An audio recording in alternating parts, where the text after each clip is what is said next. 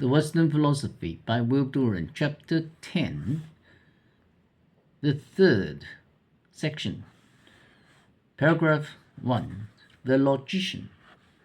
Bertrand Russell. We have kept for the last the youngest and the most virile of the European thinkers of our generation.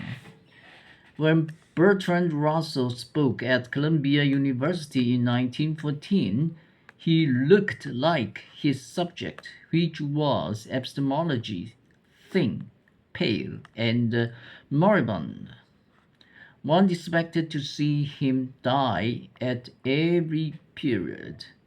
The Great War had just broken out, and this tender-minded, peace-loving philosopher had suffered from the shock of seeing the most civilized of continents disintegrate into barbarism. One imagined that he spoke of so remote a subject as our knowledge of the external world, because he knew it was remote and wished to be as far as possible from actualities. That had become so grim, and then seeing him again 10 years later, one was happy to find him, though 52, hale and jolly and buoyant, with a still rebellious energy. This despite an intervening decade that had destroyed almost all his hopes, loosened all his friendships, and broken almost all the threads of his once sheltered and aristocratic life.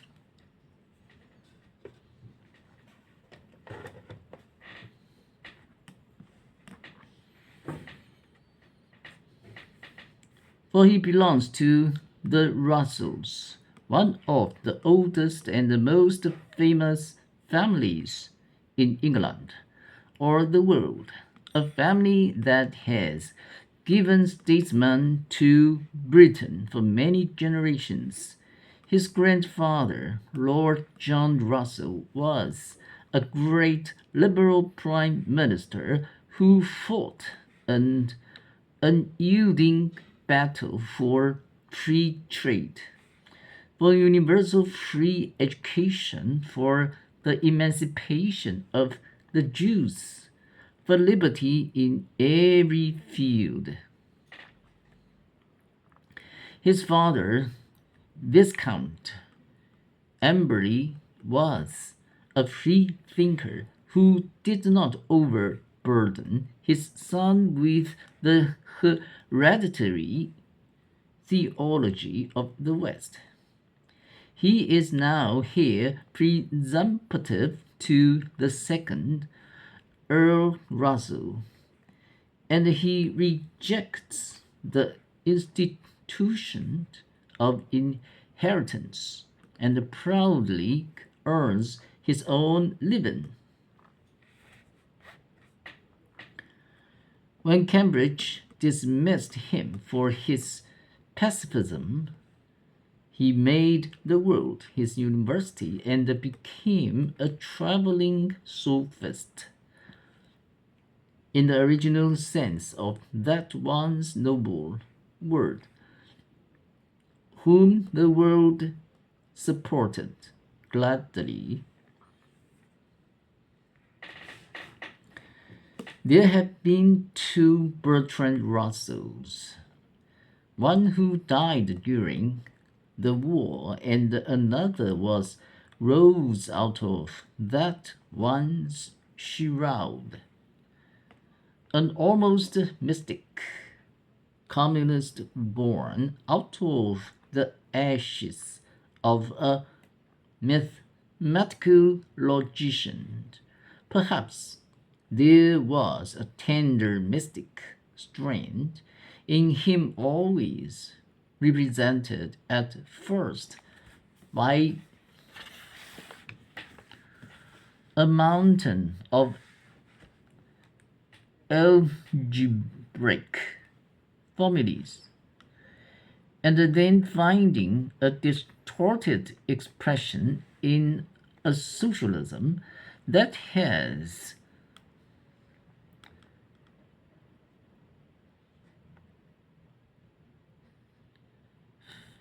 five year marks, rather of a religion than of a philosophy. The most characteristic title among his books is Mysticism and Logic, a merciless attack on the illogicality of mysticism, followed by such a glorification of scientific method as makes one think of the mysticism of logic. Russell inherits the English positivist tradition and is resolved to be tough-minded because he knows that he cannot. Perhaps it was by an over-correction that he emphasized the virtues of logic and made a divinity of mathematics. He impressed one in 1914 as cold-blooded as a temporarily animated abstraction, a formula with legs. He tells us that he never saw a motion picture till he read Bergson's cinematographic analogy for the intellect. Then he reconciled himself to want performance merely as a task in philosophy. Bergson's vivid sense of time and motion, his feeling that all things were alive with a vital impetus, made no impression on Russell. It seemed to him a pretty poem and nothing more. For his part, he would have no other god than mathematics. He had no liking for the classics. He argued vigorously, like another Spencer, for more science in education. The world's woes, he felt, were largely due to mysticism, to culpable obscurity of thought, and the first law of morality should be to think straight. Better the world should perish than that I or any other human being should believe a lie. That is the religion of thought, in whose scorching flames the dross of the world is being burnt away.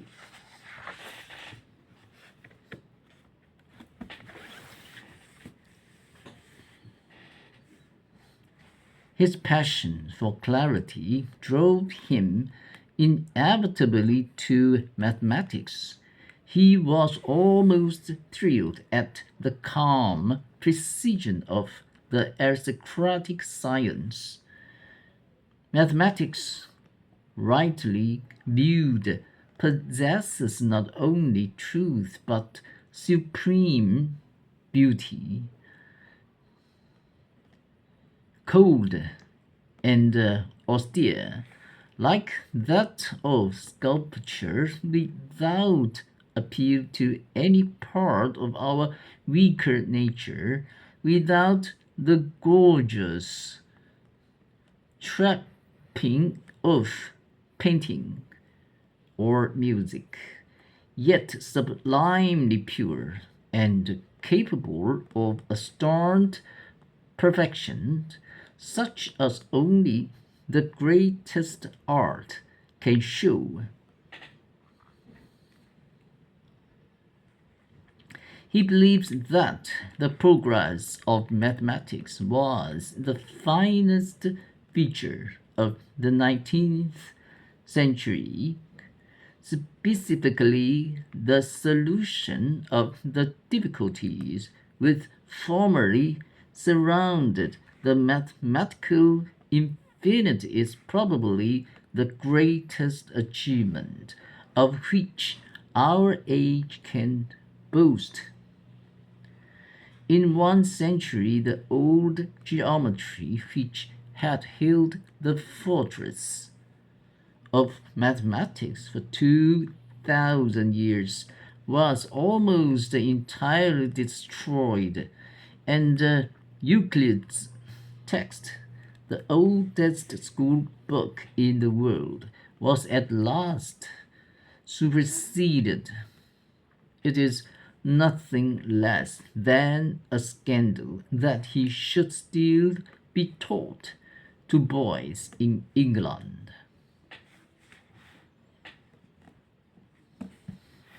Perhaps the source of most of the innovations in modern mathematics is the rejection of axioms, and Russell delights in men who challenge self-evident truths and insist upon the demonstration of the obvious.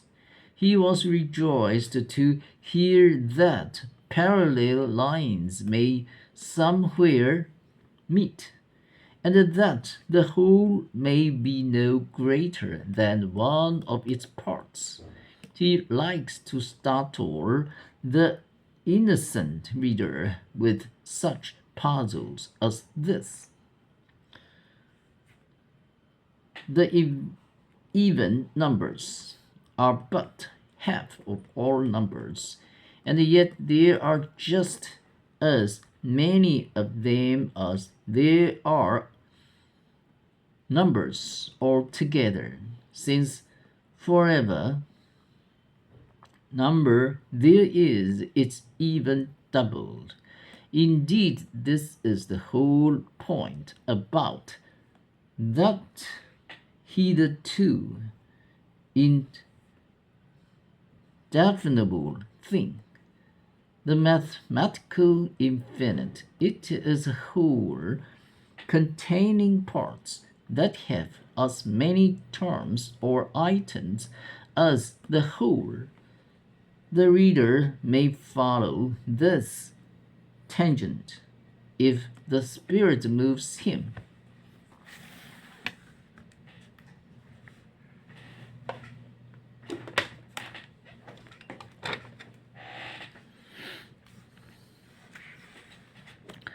What draws Russell to mathematics is, again, its rigid impersonality and objectivity.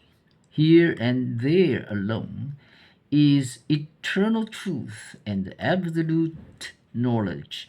These a priori theorems are the ideas of Plato, the eternal order of Spinoza, the substance of the world. The aim of philosophy should be to equal the perfection of mathematics by confining itself to statements similarly exact and similarly true before all experience. Philosophical propositions must be a priori, says this strange positivist. Such propositions will refer not to things but to relations and to universal relations, they will be independent of specific facts and events.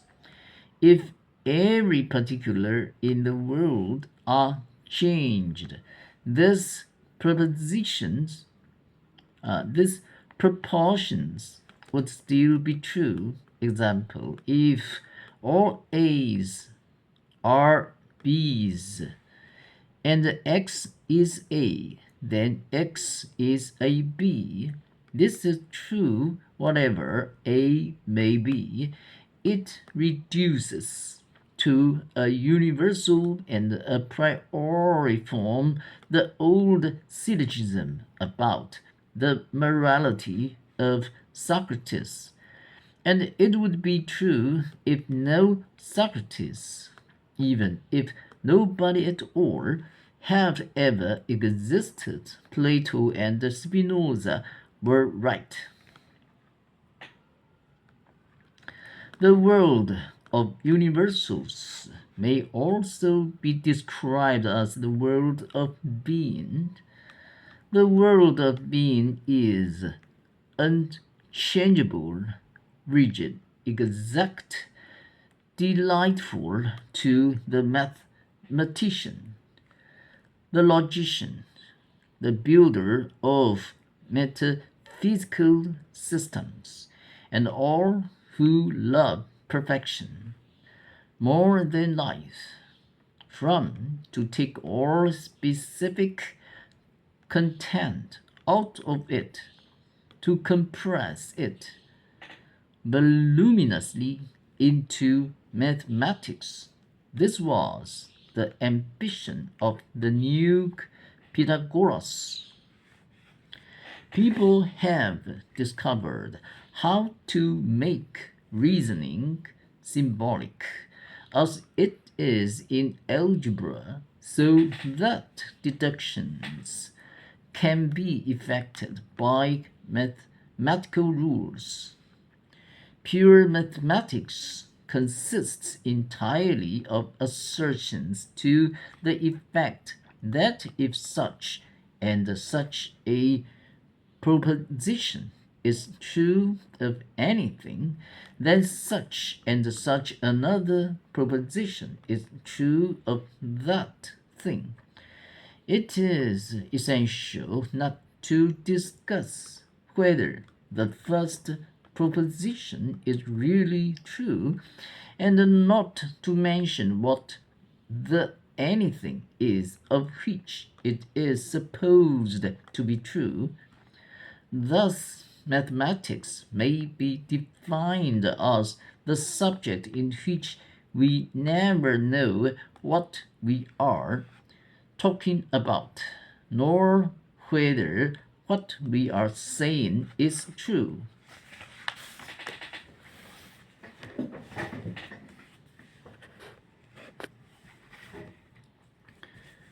And perhaps, if one may rudely interrupt exposition with opinion, this description does not great injustice to mathematical philosophy.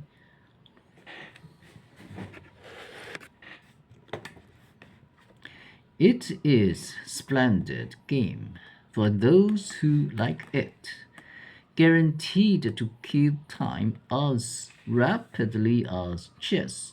It is a new form of solitaire and should be played as far as possible from the contaminating touch of things. It is remarkable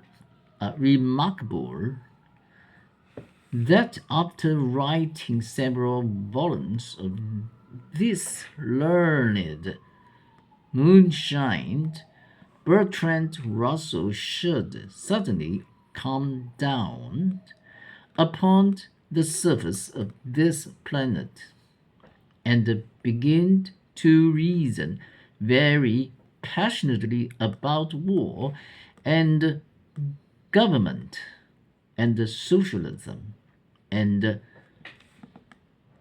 revolution, and never once make use of the impeccable formulae piled like Beryrand upon Ossa in his Principia Mathematica. Nor has anyone else observably made use of them to be useful. Reasoning must be about things and must keep in touch with them at every step. Abstractions have their use as summaries, but as implements of argument, they require the running test and the commentary of experience. We are in danger here of a scholasticism beside which the giant summas of medieval philosophy would be models of pragmatic thought.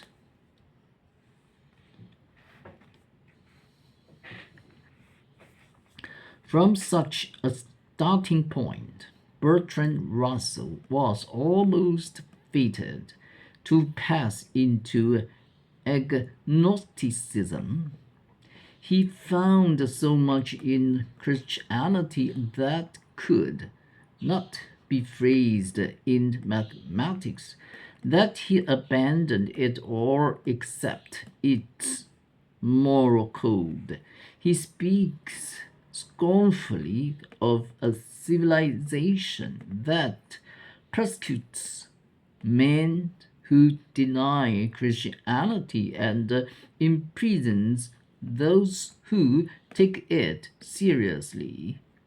He can find no God is in such a contradictory world, rather only a humorous Mephistopheles could have produced it, and in a mood of exceptional deviltry. He follows Spencer in his vision of the end of the world and rises to eloquence in describing the Stoics' resignation to the ultimate defeat of every individual and every species.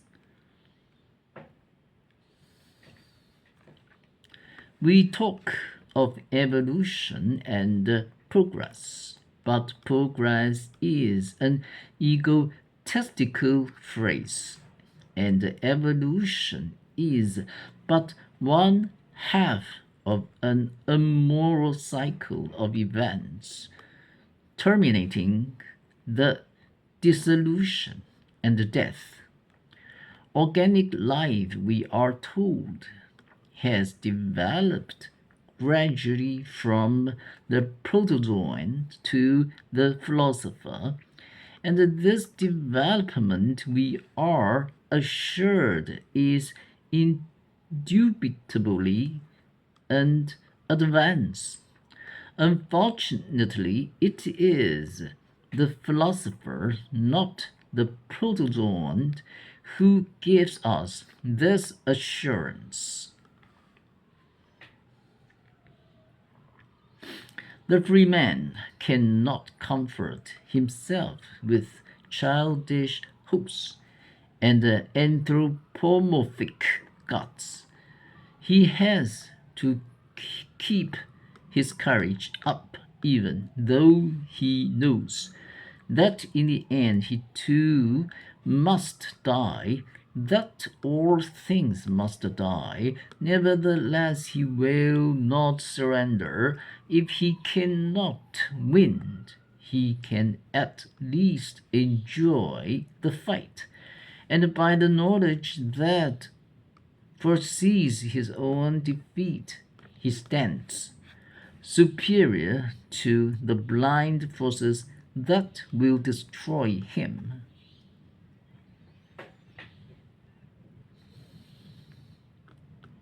His worship will go not to these brute powers without that by their aimless persistence conquer him and tear down every home and every civilization that he builds, but to those creative powers within him that struggle on in the face of failure and raise for at least some centuries the frail beauty of carved and pictured things and the majestic ruins of the Parthenon.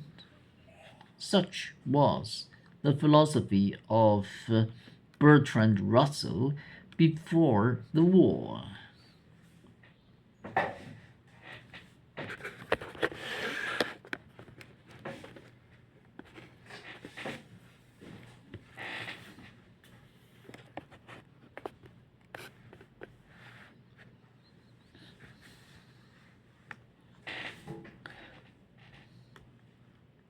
The second paragraph, the reformer.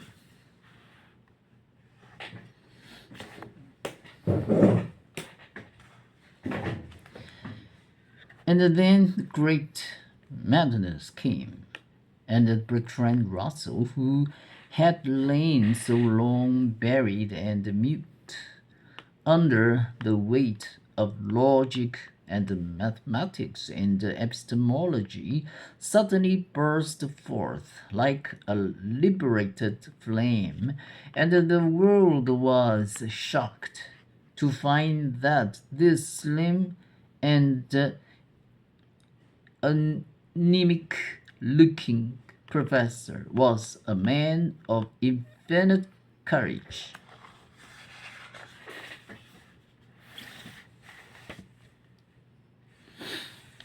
And a passionate lover of humanity.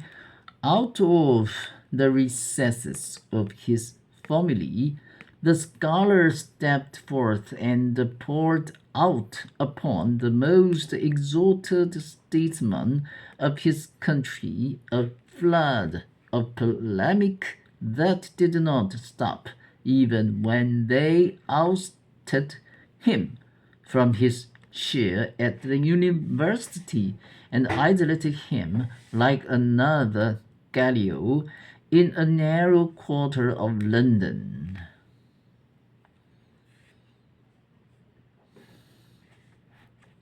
Men who doubted his wisdom admitted his sincerity, but they were so disconcerted by this amazing transformation that they slipped for a moment into a very un-British intolerance.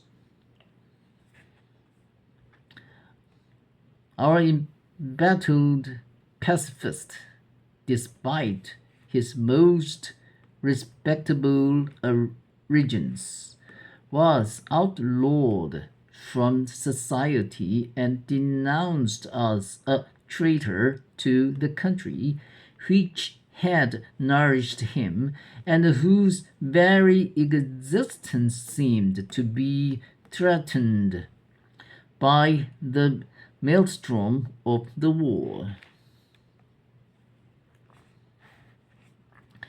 Back of this rebellion lay a simple horror of all bloody conflict.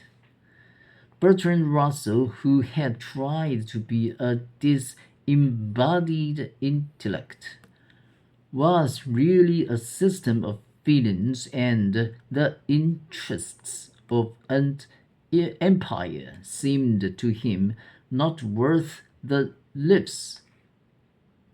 lives of the young men whom he saw so proudly marching forth to kill and die.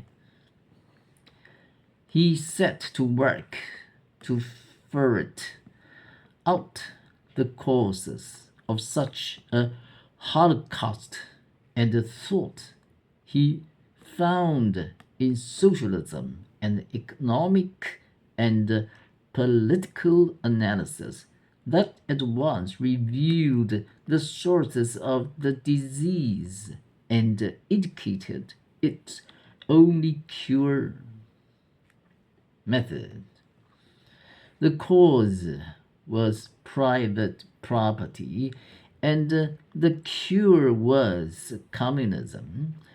All property, he pointed out in his genial way, had its origin in violence and theft, in the Kimberley diamond mines and the Rand gold mines. The transition of robbery into property was going on under the nose of the world. No good to the community of any sort or kind.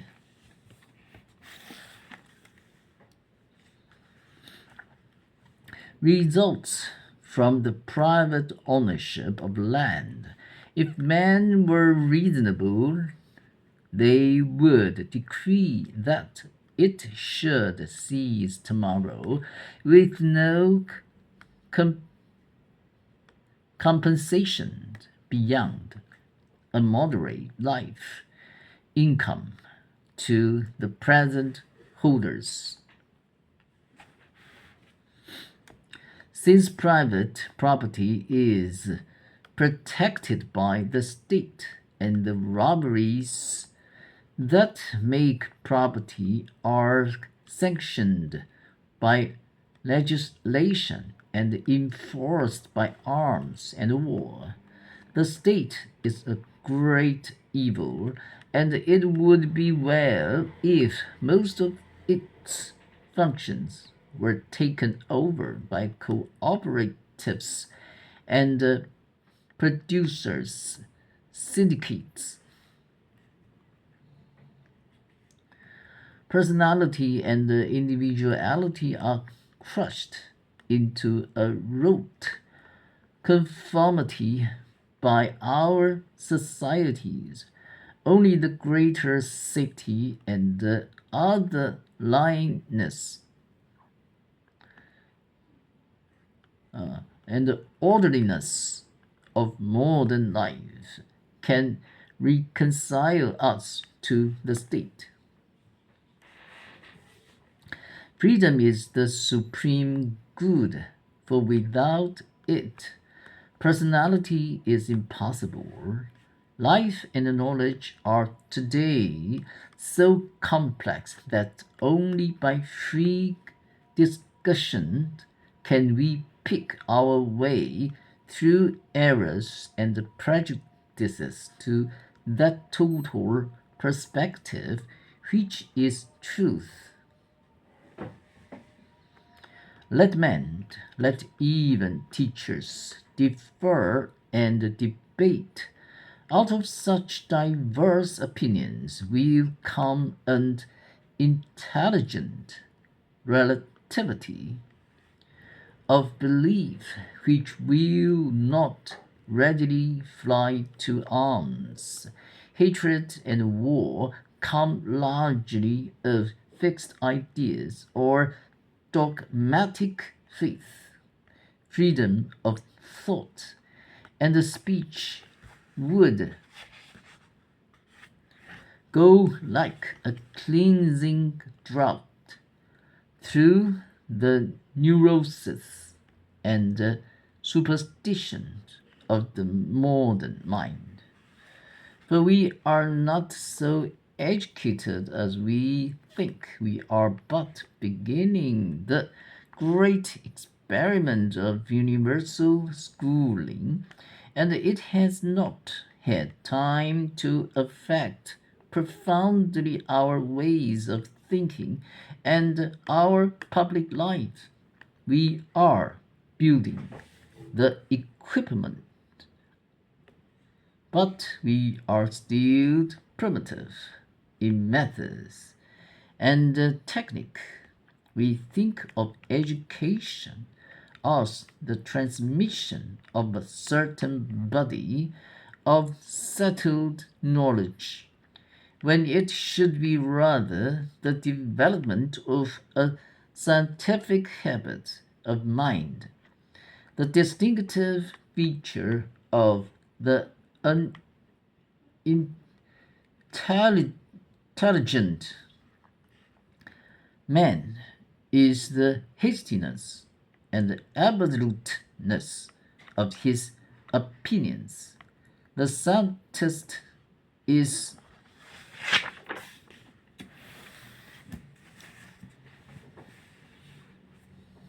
slow to believe and never speaks without modification. The larger use of science and of scientific method in education would give to us a measure of that intellectual conscience which believes only up to the evidence in hand, and is always ready to concede that it may be wrong. With such methods, education may prove the great solvent of our ills.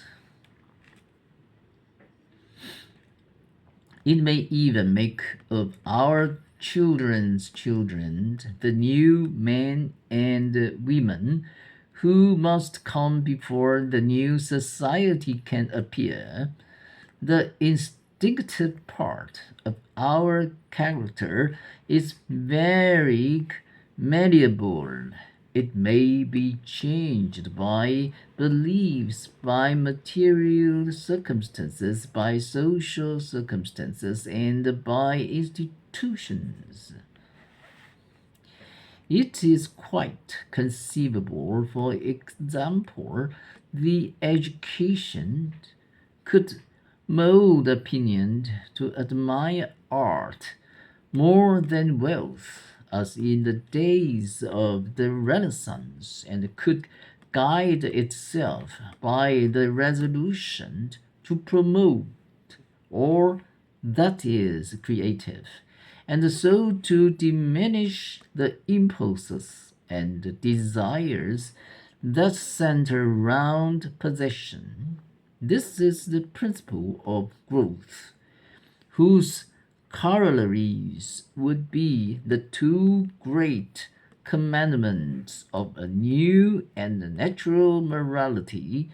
First, the principle of reverence, that the vitality of individuals and communities is to be promoted as far as possible, and second, the principle of tolerance, that the growth of one individual or one community is to be as little as possible at the expense of another.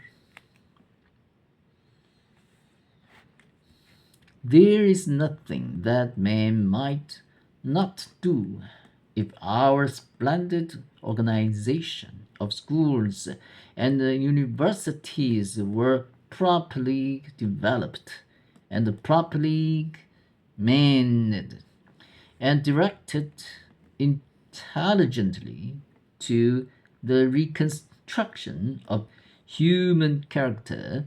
This, and not violent revolution or paper legislation, is the way out of economic greed and international brutality. Man has come to control all other forms of life because he has taken more time in which to grow up. When he takes still more time and spends that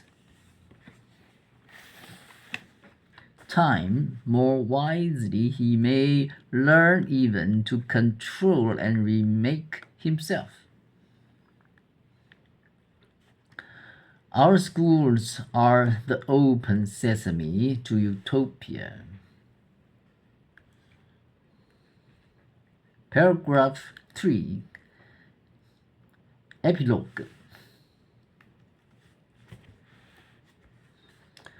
All this, of course, is rather optimistic, though it is better to err on the side of hope than in favor of despair.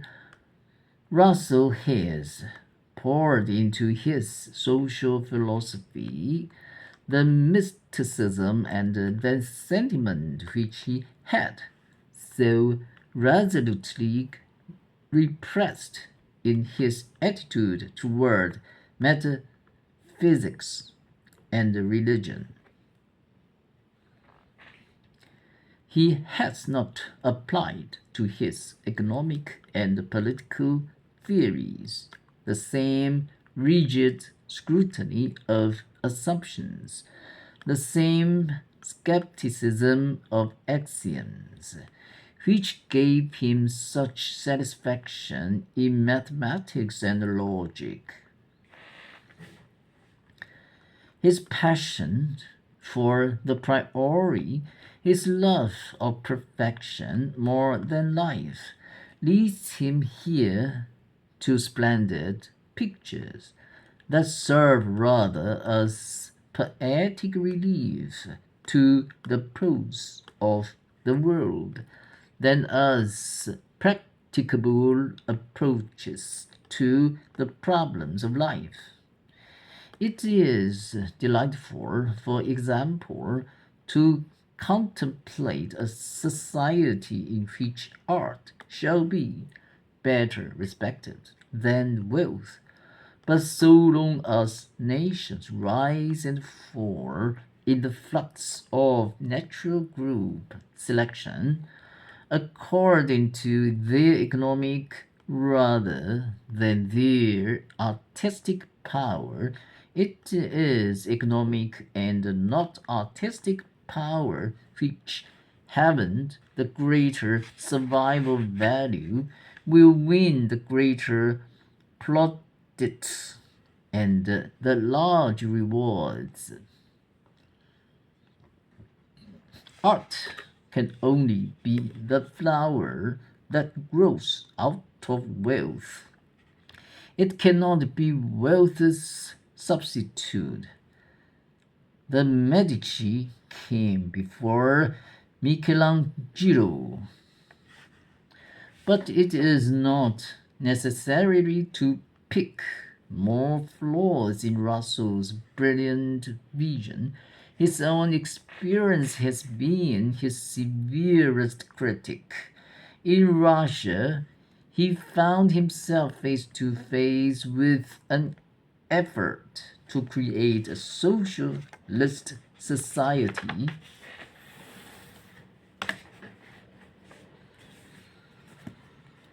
and the difficulties encountered by the experiment almost destroyed Russell's faith in his own gospel.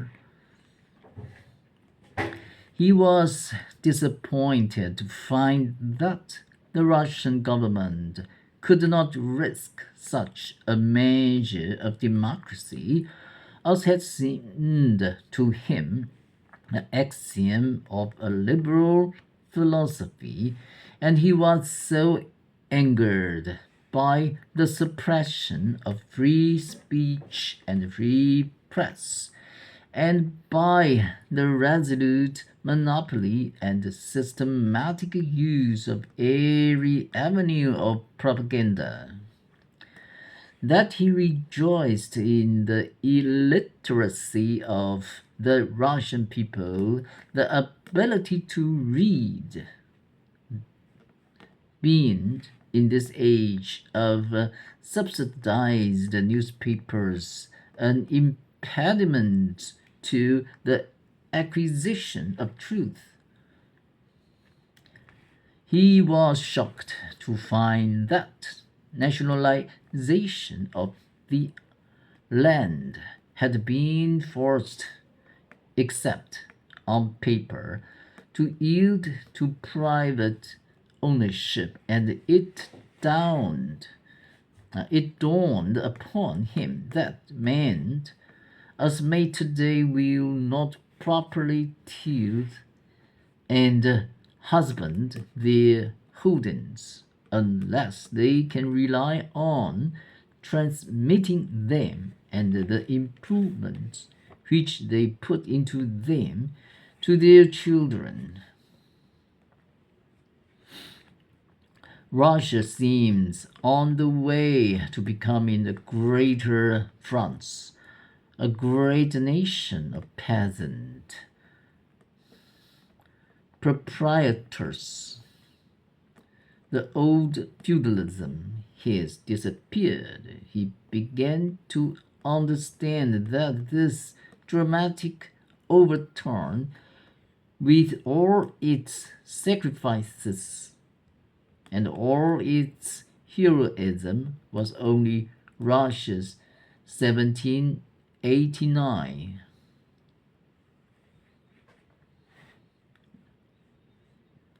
Perhaps he was more at home when he went for a year to teach in China.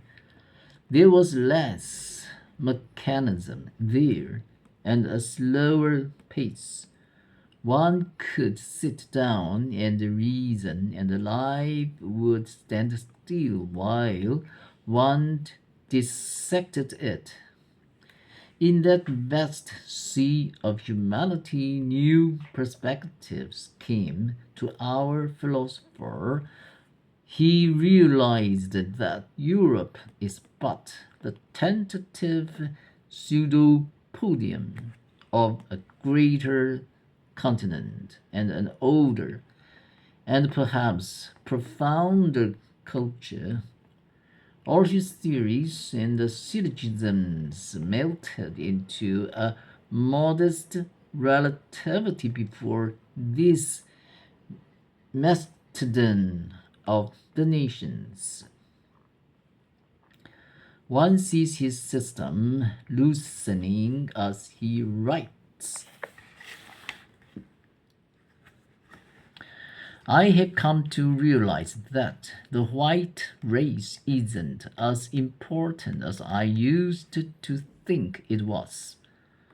If Europe and America kill themselves off in war, it will not necessarily mean the destruction of the human species, nor even an end to civilization.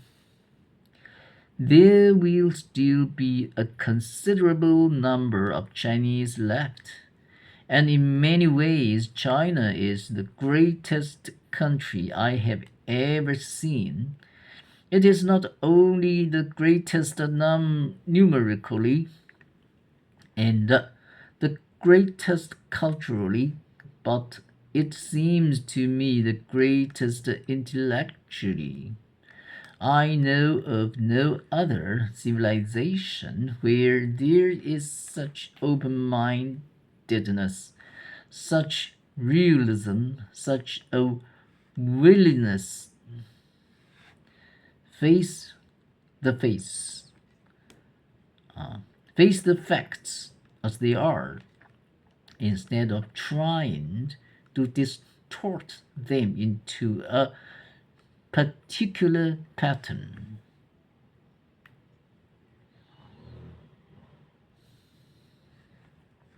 It is a little difficult to pass from England to America, and then to Russia, and then to India and China, and yet keep one's social philosophy unchanged.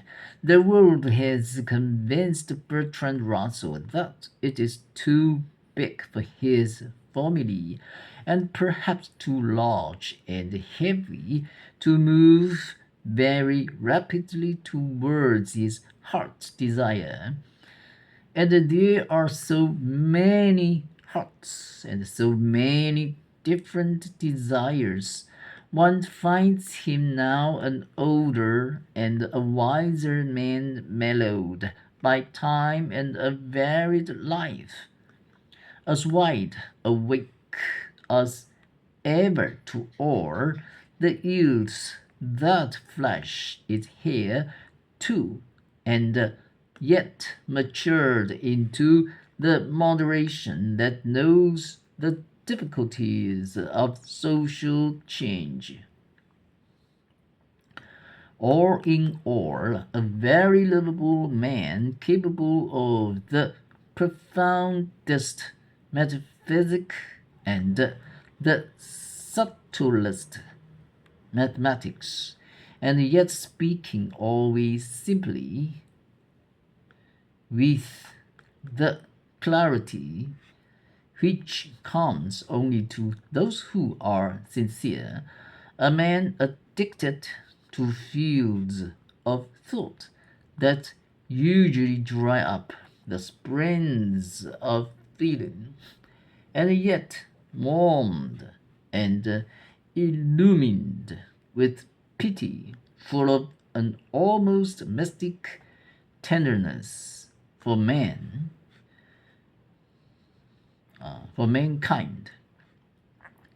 Not a courtier, but surely a scholar and a gentleman, and a better Christian than some who mouth the word. Happily he is still young and vigorous. The flame of life burns brightly in him, yet who knows but this next decade will see him grow out of this disillusionment into wisdom, and write his name among the highest in the serene brotherhood of philosophies. Today's work is over.